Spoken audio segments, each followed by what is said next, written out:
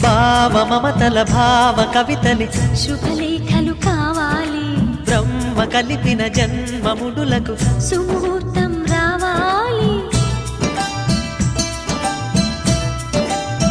మా 7 అడుగుల జోడు నడకలు ఊరంతా చూడాలి, వేలు విలువని తోడు ఇమ్మని అక్షింతలు వేయాలి. ఇన్నాళ్ళు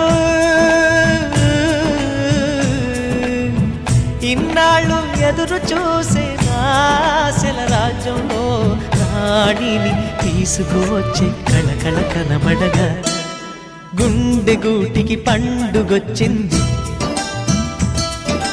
పండు వెన్నెల పంచుతుంది.